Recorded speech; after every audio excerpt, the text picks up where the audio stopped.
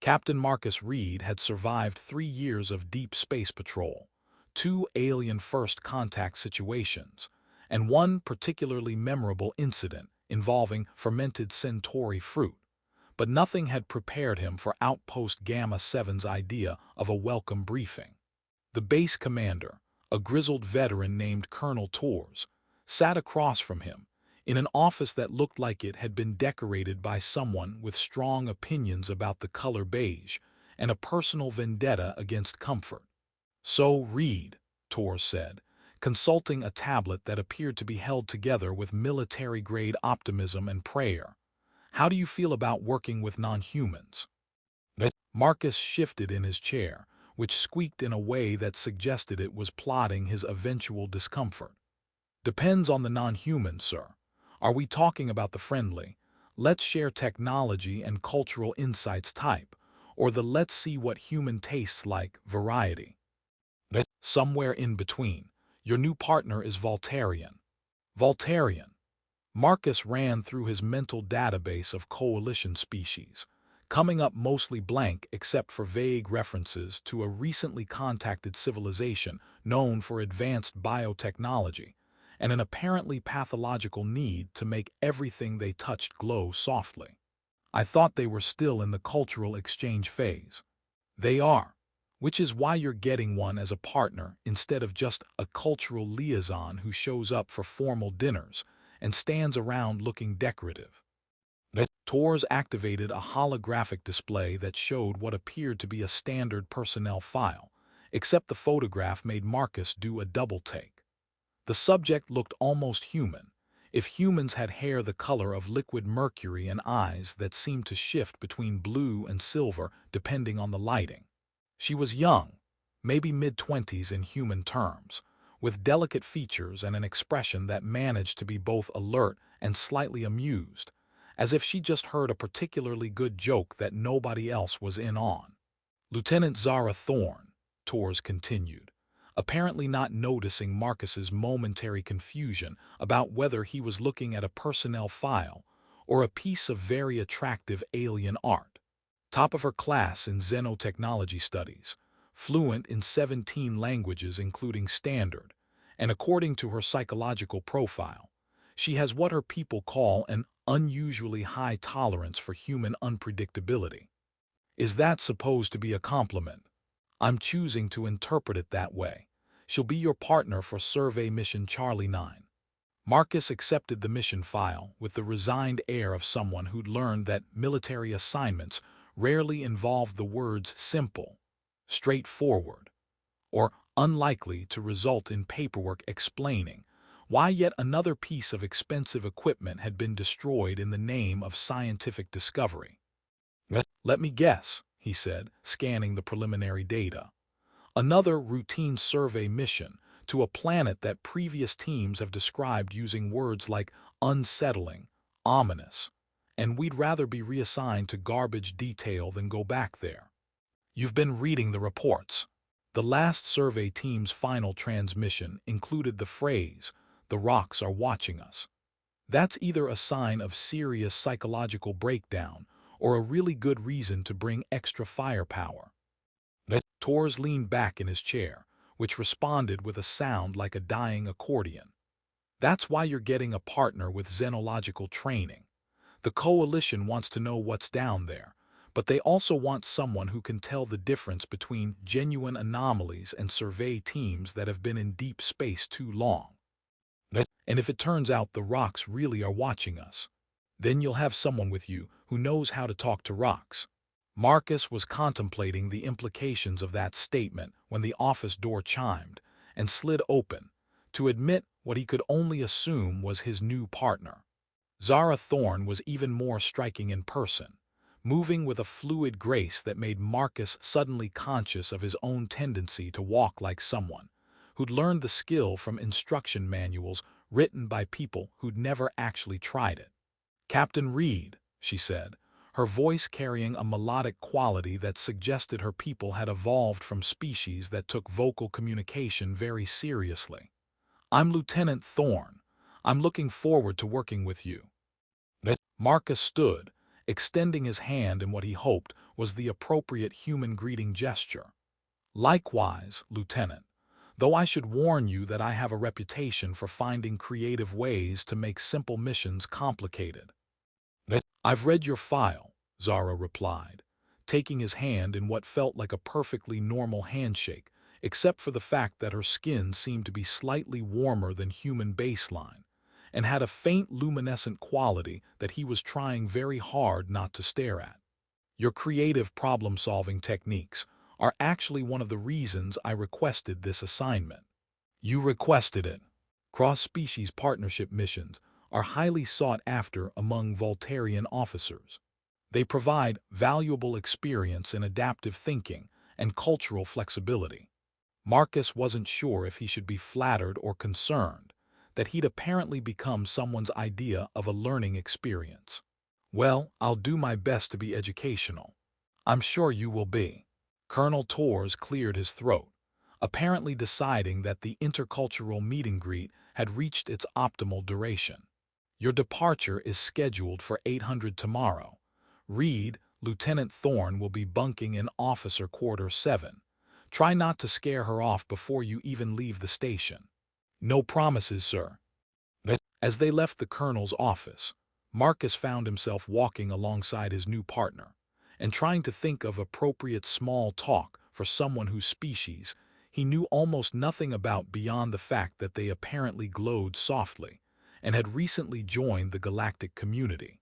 So, he said, falling back on the universal conversation starter of confused military personnel everywhere. First time working with humans. First extended partnership, yes.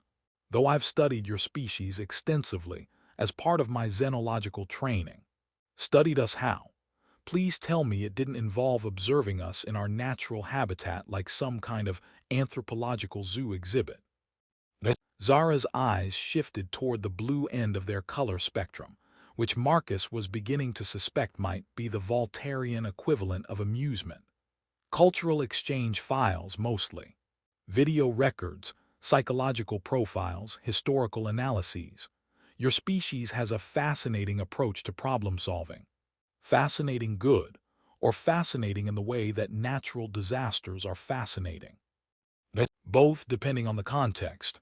Marcus laughed, surprised to find himself already warming to his new partner's dry sense of humor. Fair enough. What else do the files say about us? That humans have an unusual tendency to use humor as a coping mechanism in dangerous situations, that you're remarkably adaptable when faced with unexpected circumstances, and that your military personnel, the next morning, Marcus discovered that Valtarians apparently had strong opinions about human breakfast choices. He'd been looking forward to his usual pre-mission meal of synthetic eggs and reconstituted coffee when Zara appeared in the mess hall with what could only be described as a science experiment masquerading as food. "Is that supposed to be glowing?" he asked, staring at her tray, which contained several items that pulsed gently with their own internal light sources. "Bioenhanced nutrition," Zara replied, settling across from him with the fluid grace that made Marcus feel like he'd learned to walk from a manual written by robots. The luminescence indicates optimal nutritional density and cellular activity. And it tastes like properly prepared food should taste. Your synthetic substitutes are nutritionally adequate but lack the bioelectrical components that make eating a properly satisfying experience. Marcus watched, fascinated despite himself, as she consumed what appeared to be fruit that occasionally shifted color and something that looked like grain but moved slightly when disturbed. The moving part doesn't bother you. Why should it? Food that's truly alive until the moment of consumption provides superior nutritional value and better integration with Valtarian physiology. Right, well, I'll stick with my dead food, thanks. I like my meals to have given up their will to live before they reach my plate. Zara's eyes shifted toward blue, which Marcus was definitely learning to interpret as amusement. Your species' relationship with nutrition is fascinatingly dysfunctional. You've managed to survive and thrive while consuming items that have been processed to the point where their molecular structure barely resembles food. Hey, it got us to the stars, didn't it? True, though I suspect your digestive systems would be much happier with more bioactive nutrition. They finished breakfast with Marcus trying not to watch Zara's meal glow softly as she ate it, and made their way to the docking bay where the Wanderer waited. Marcus's scout ship was a Ranger-class vessel, built for extended solo missions with minimal crew requirements. She wasn't pretty, but she was reliable, fast, and had enough firepower to discourage most of the things that considered lone scouts to be convenient snack food.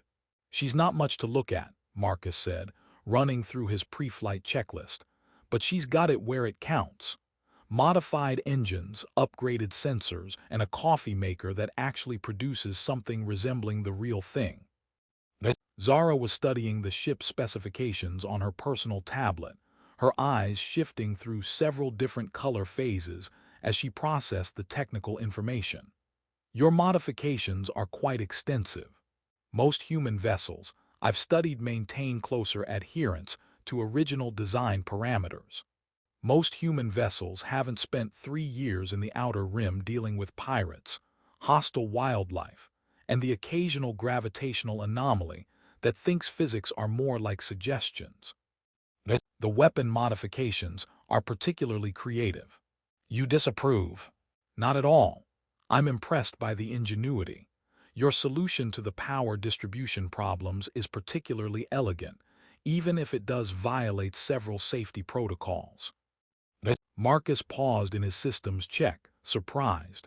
You can tell all that from the technical specifications. Valtarian training includes extensive technical analysis capabilities. We're taught to interface directly with technological systems to better understand their function and potential. Interface how? Instead of answering, Zara approached one of the Wanderer's access panels and placed her palm flat against the surface. Immediately, her bioluminescence intensified, patterns of light flowing up her arm like liquid electricity. The ship's diagnostic systems activated without any input from Marcus, displaying readouts and system statuses with perfect accuracy. Marcus stared at the displays trying to process what he just witnessed. How did you do that? Bioelectrical interface. My people evolved the ability to communicate directly with living systems, and we've adapted it to work with technological ones as well. It allows for much more intuitive system analysis and problem solving. That's incredibly useful, also slightly terrifying. Why terrifying? Because I've spent 3 years learning every system on this ship the hard way, and you just accessed my entire diagnostic array with a handshake. Zara's expression showed what Marcus was beginning to recognize as gentle concern. I didn't mean to make you uncomfortable. The interface is purely analytical. I can't control systems, only understand them better. No, it's fine. Just give me a minute to adjust my worldview to include partners who can commune with starships. They completed their departure preparations with Marcus gaining new appreciation for Valtarian technical capabilities, and Zara apparently cataloging every creative modification he'd made to standard ship systems over the years. The Wanderer lifted off smoothly, her engines humming with the satisfied sound of machinery that knew it was well maintained and properly respected. So, Marcus said as they cleared the station's traffic control zone, tell me about this planet we're supposed to investigate. The files mention anomalous energy readings and psychological effects on survey teams, which in my experience usually translates to something down there wants to kill us in interesting ways. Zara consulted her mission briefing, her luminescence shifting to what Marcus was starting to think of as her serious work pattern. Planet designation XK 739, roughly Earth standard in terms of atmosphere and gravity.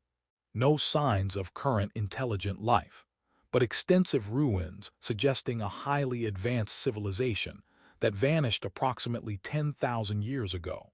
And the psychological effects. Previous survey teams reported feelings of unease, persistent sensation of being watched, and in 2 cases, temporary disorientation that crew members described as like someone else was thinking my thoughts. Marcus felt the familiar tingle of pre-mission nervousness that he'd learned to interpret as his subconscious telling him to pay attention to details. Any theories about what might be causing it? The Coalition Xenopsychology Department believes it could be residual psychic emanations from the vanished civilization, though they admit that's mostly speculation. Great psychic ghosts, that's not ominous at all. They were 3 hours into their journey when the Wanderers' long-range sensor, the ancient station, loomed ahead of them like a metallic cathedral built by architects who'd had strong opinions about both intimidation and the creative use of impossible geometry. Marcus had seen a lot of alien construction in his 3 years of Outer Rim patrol, but nothing quite like this. Surfaces that seemed to shift and flow even as he watched, corridors that curved in directions that made his eyes water, and an overall aesthetic that suggested its builders had been very advanced and possibly completely insane. The airlock is responding to standard docking protocols, Zara reported, her hand pressed against the ship's interface panel while patterns of light flowed up her arm like luminous ivy. Though I'm detecting some very unusual energy signatures from the station's internal systems. Unusual how? They're not entirely technological. There are bioelectrical components integrated into the station's primary systems, almost as if the builders designed it to be partially alive. Marcus felt his danger instincts start their familiar warm-up routine. When you say partially alive, are we talking about advanced biotechnology, or are we talking about something that might decide we look tasty? Based on the energy patterns, I'd say it's more like an extremely sophisticated artificial intelligence that uses biological components for data processing. Though I should mention that it seems to be aware of us. Aware how? Before Zara could answer, the station's communication systems activated, filling the Wanderer's cockpit with a sound like wind chimes having a philosophical discussion with a synthesizer. After a moment, the alien harmonies resolved into something resembling recognizable language. "Welcome, travelers from distant stars. We have been waiting." Marcus and Zara looked at each other, sharing the universal expression of explorers who just discovered that their routine mission had become significantly more complicated than advertised.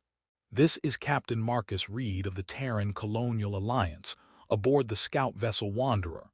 We're conducting a scientific survey of this system. May I ask who I'm speaking with?" "We are the Keepers. We maintain the records of the architects, those who came before. We have watched your species spread among the stars, and we have been curious." "Curious about what?" "Whether you will repeat the mistakes of those who built us, or whether you will learn from their wisdom." Marcus glanced at Zara, who was practically glowing with excitement. Literally, as her bioluminescence had shifted to rapid pulses of silver and blue that he was starting to recognize as her fascinating discovery pattern. "What happened to the architects?" Zara asked, leaning forward with the intensity of someone whose entire professional training had been leading up to this moment. "They reached too far, too quickly. They sought to transcend the limitations of physical existence, but in doing so, they lost touch with the connections that made existence meaningful. They became so focused on what they could achieve that they forgot to ask whether they should. And they vanished. They transformed themselves beyond the ability to exist in this reality. We remain to preserve their knowledge and to serve as a warning to those who might follow similar paths." Marcus was processing the implications of having a conversation with a potentially immortal artificial intelligence when the Wanderer's proximity alarms started screaming. On the sensor display, he could see multiple contacts approaching from the outer system, ships with energy signatures that definitely weren't human, Valtarian, or ancient architect technology. "We've got company," he announced, his hands already moving to combat stations. 3 contacts, closing fast, and they're not broadcasting any identification signals." The keeper's response came with undertones of what sounded like concern. The Void Hunters. They have followed you here, drawn by the energy signatures of active hyperspace drives. They consume technological civilization to fuel their own expansion. Void Hunters. A species that has chosen the path of aggressive consumption rather than cooperative growth. They are what the architects feared they themselves might become. Through the viewports, Marcus could see the approaching ships, sleek, predatory vessels that seemed to absorb light rather than reflect it. They moved with the coordinated precision of a pack predator that had found isolated prey. Any chance these Void Hunters are the diplomatic type? Marcus asked, already knowing the answer but hoping to be wrong. They do not communicate except to demand surrender. They consider all other species to be either resources to be consumed or obstacles to be eliminated. Great. Zara, how are you feeling about testing that bioelectrical interface of yours on ancient alien technology? What do you have in mind? If this station has been waiting 10,000 years to share the architect's wisdom, maybe it's got some of their defensive capabilities too. Zara looked at the approaching Void Hunter ships, then at the station's control interfaces that pulsed with their own alien rhythms. It's possible, but interfacing with technology this advanced could be dangerous. If the bioelectrical feedback is too strong, will it kill you? Probably not, but it might leave me unconscious for an unknown period of time. Marcus was running calculations in his head. The Wanderer against 3 unknown hostiles wasn't good odds, but the ancient station might have capabilities that could even the score. Your call, Lieutenant. But if we're going to try something, we need to do it before those ships get close enough to make the decision for us. Zara moved to the largest interface panel she could find, a crystalline surface that pulsed with patterns of light that seemed to respond to her presence. If this goes wrong, it won't go wrong. How can you be sure? Because you're the most competent person I've ever worked with. And this is exactly the kind of impossible situation that competent people figure out how to survive. Zara's bioluminescence shifted to a pattern Marcus hadn't seen before, something that looked like determination mixed with trust. She placed both hands on the interface